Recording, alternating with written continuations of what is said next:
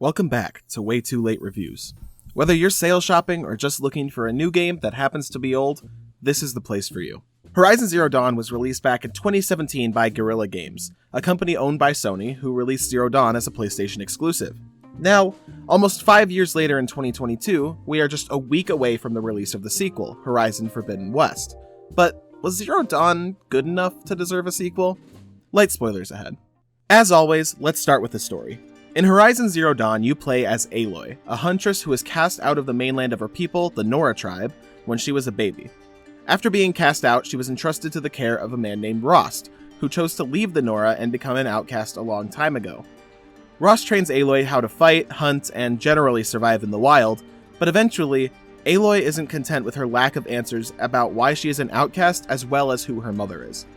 Rost tells her that the reasoning isn't for them to know, but that the matriarchs of the Nora would know, and the only way to be able to learn the truth from them is to win this event called the Proving, the Nora tribe's annual rite of passage, which takes years of training.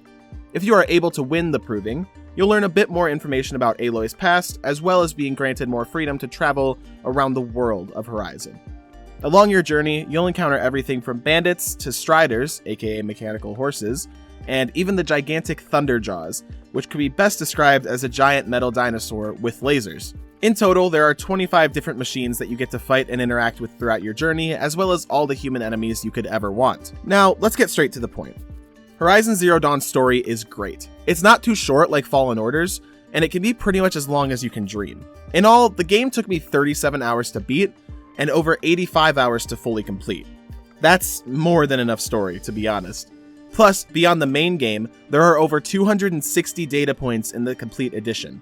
Each data point that you find gives you a little more insight into the lives of the people that used to live in the area hundreds of years ago. I do have a couple issues with the data points, but we'll get to those later. Overall, the story in Zero Dawn is great, and the data points are a nice feature for those who want to get an even deeper look. Moving on to gameplay, it was also pretty great.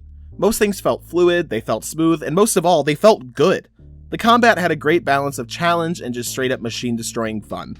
Now, don't get me wrong, there are definitely a few very annoying fights, specifically this one, where I had to cheese my way to beating these two corruptors, but for the most part, the combat's good.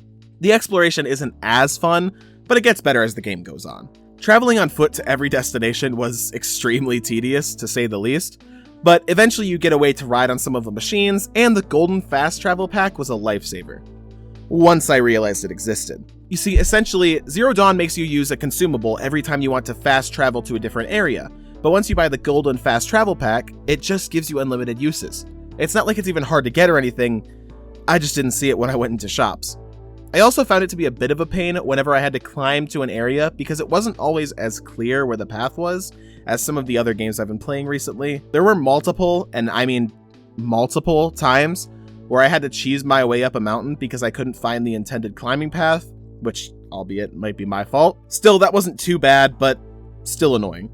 Going around the various areas of Zero Dawn to get the different collectibles also didn't feel too bad, with the main reason being that for most of the collectibles, you can buy maps from the merchants that give you the general location of each collectible. It can feel a little fetch questy, but really only if you go for them all in a short burst. Besides one collectible, the data points. For being by far the most plentiful collectible in the game, it is surprisingly hard to find them all. I have no shame in admitting these are the main things that I had to use guides for. There are just too many, and with no purchasable map, I didn't want to just run around the map hoping to stumble across them.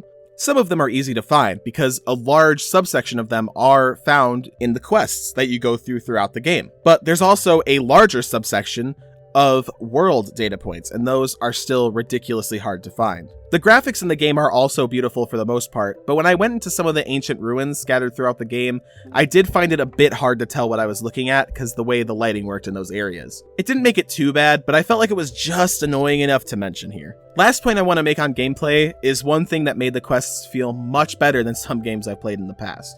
The NPCs, for the most part, actually keep speed with you. I've played too many games that force you to walk slowly, or else you'll have to keep stopping and waiting for the random NPC sending you on a fetch quest to catch up with you, so it was a nice change of pace to see the NPCs running with you for a change. Now, this didn't happen all the time, including this moment where I had to wait about 30 seconds for the NPC to walk 40 meters over to me, but some keeping up with you is better than none, so it's a step in the right direction. Now, you may remember I mentioned earlier that I didn't actually just play through the base game of Horizon Zero Dawn. The copy I got is actually the Complete Edition, which comes with the Frozen Wilds DLC as well. And I'm happy to report the DLC is on the same level as the game. In all, it probably adds another 15 to 25 hours to your game if you're 100%ing it, and it introduces 5-ish new machine types, a whole new area, another storyline involving the lesser-seen Banuk tribe, a few new weapons, and more data points! Woo! Just what we wanted, more data points, baby! Let's go! But in all seriousness, the DLC is very much worth playing through, and if you end up buying a copy of the game, I'd highly recommend purchasing the Complete Edition. Lastly, I'd like to talk about the completion experience. As you may know, I don't stop once I've beaten a game. I go all the way to 100%. All the quests done, all the collectibles collected, all achievements achieved, and this game is no different. Like I said earlier, my first playthrough of the game took me over 85 hours to fully complete, but that wasn't the entire game fully completed per se. The first playthrough took so long because of the data points. The sheer amount of them is ridiculous if you aren't picking them up as you go along, and even though I tried to grab as many as I could throughout the playthrough, I still missed somewhere around half of them. Plus, some of them are also bugged out, like this one that just disappears after a certain mission in the story. These single-handedly added around 15 hours to my playthrough. But, as much as I've talked about these in a more negative way, I actually think this is a great game design. I'm annoyed because I took the time, even though I didn't really care about the story enough. But the thing about the data points is that they are an entirely optional part of the game. They don't actually apply to the in-game completion percentage at all. I actually think it's a great choice to put the data points as an optional item in the game, because that way the people that are more diehard about the story and want to know every single piece of the lore can go back and go through all those, collect them all. But for someone like me who likes the story but maybe only wants it from the main game, I don't have to go back through and collect those.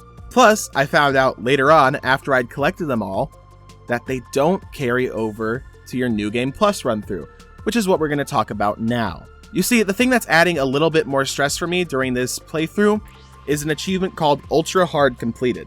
So after collecting everything in the game and beating every mission, you are left with 2 achievements: New Game Plus Completed and Ultra Hard Completed. As you may assume, to get both of these achievements, you have to beat an entire New Game Plus run on Ultra Hard difficulty, which includes such challenges as usually more passive machines being more aggressive, increased enemy damage and decreased player damage, nerfs to your stealth abilities, and many more. And I have 2 days to do it, plus work and, everything else in my life in between. I'm adding more issues onto an already difficult challenge, and I'm not looking forward to it. Nevertheless, it's what has to be done. So, let's flash forward a bit and see what future me was able to accomplish in just 2 short days. Hello! It's now Thursday, the day before this video is supposed to be going up. And I am proud to say, I beat Ultra Hard difficulty. And it was kind of easy. I loaded up my New Game Plus run on Wednesday night with the expectation that if I played the game near perfectly, I could probably beat an Ultra Hard New Game Plus run in 20 hours. That would still mean investing 10 hours a day, but it's the corner I backed myself into.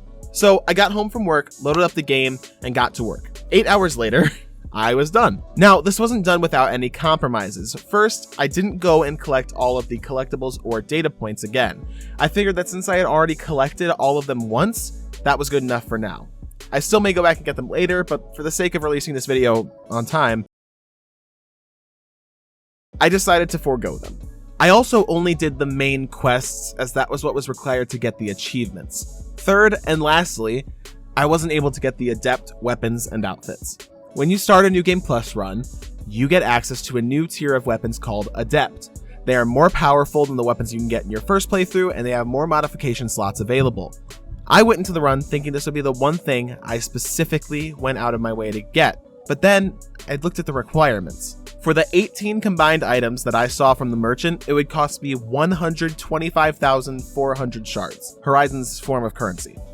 To put that in perspective, I'd say an extremely generous estimate of the total amount of shards I gathered across both playthroughs is somewhere around 40,000. And even after selling almost everything that was in my inventory, including outfits, weapons, modifications, pretty much anything that I wasn't using or didn't think I needed, I still only had enough shards for 2, maybe 3 of the lower tier items. And even then, because of the other parts required, the only item I could actually buy was one of the adept slings, an item I very rarely use.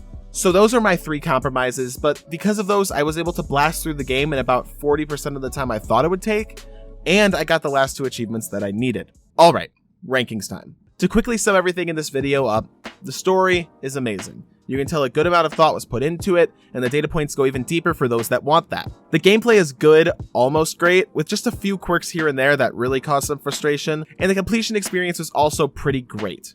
The only thing that really dragged it down was my lack of efficient planning and procrastination. So where does Horizon Zero Dawn rank? I think I'm very close here between S tier and A tier. In my mind, the story deserves an S tier by itself, but then the gameplay feels more of like a mid-A tier placing. All in all, I think if I had put Fallen Order in a B tier, which I think it's now more deserving of, I think that I would have placed Horizon Zero Dawn in A tier.